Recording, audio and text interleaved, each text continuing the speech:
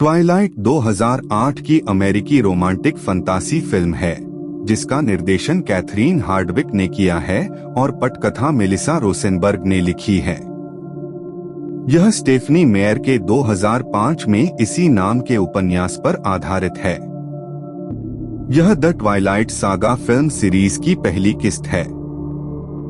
Film में Kristen Stewart ने किशोरी बेला स्वान और रॉबर्ट पैटिंसन ने पिशाच एडवर्ड कुलेन की भूमिका निभाई है। यह बेला और एडवर्ड के रिश्ते के विकास और उसके बाद एडवर्ड और उसके परिवार द्वारा बेला को पिशाचों के एक और समूह से सुरक्षित रखने के प्रयासों पर केंद्रित है। 17 वर्षीय बेला स्वान फीनिक्स, एरिज़ोना को छोड़कर वाशिंगटन राज्य के ओलंपिक प्रायद्वीप पर स्थित एक छोटे से शहर फोर्क्स में अपने पिता चार्ली, शहर के पुलिस प्रमुख के साथ रहने चली जाती है। उसकी मां रेनी एक मामूली लीग बेसबॉल खिलाड़ी फिल से दोबारा शादी कर लेती है। बेला एक मूल अमेरिकी किशोर जैकब ब्लैक से फिर से मिलती है जो अपने पिता बिली के साथ फोर्क्स के पास विल्यूट इंडियन रिजर्वेशन में रहता है। स्कूल में उसे रहस्यमय और अलग-थलग रहने वाले कुलेन भाई बहन विशेष रूप से दिलचस्प लगते हैं। वह जीव विज्ञान की कक्षा में एडवर्ड कुलेन के बगल में बैठी है, लेकिन वह उससे घृणा करता है। जब बेला स्कूल की पार्किंग में एक वैन से लगभग टकरा जाती है तो एडवर्ड तुरंत 30 फीट से ज्यादा की दूरी तय करके खुद को उसके और वैन के बीच में रखता है और सिर्फ अपने हाथ से उसे रोकता है। वह उसे अपनी हरकतों के बारे में बताने से मना कर देता है और उसे उससे दोस्ती न करने की चेतावनी देता है।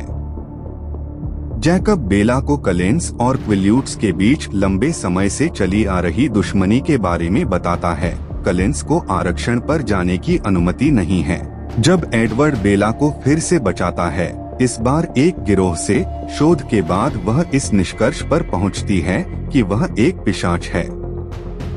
अंततः वह इसकी पुष्टि करता है, यह बताते हुए कि उसे जीव विज्ञान की कक्षा में उसकी गंध अप्रतिरोध्य लगी थी और कुलेन केवल जानवरों का खून पीते हैं।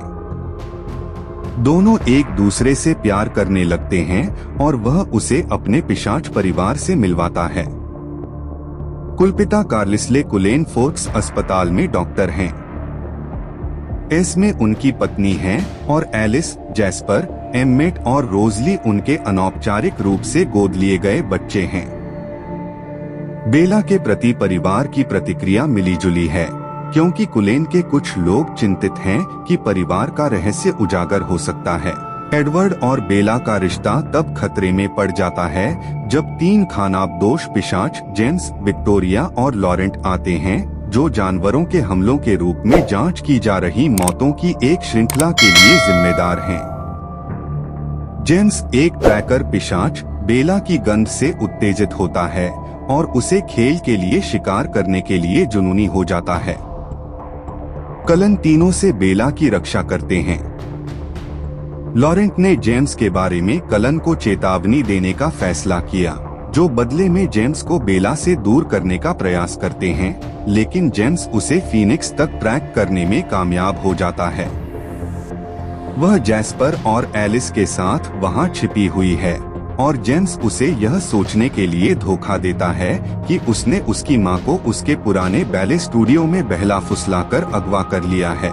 जेम्स ने खुलासा किया कि अपहरण एक चाल थी क्योंकि वह बेला पर हमला करता है, उसे पिशाच के जहर से संक्रमित करता है।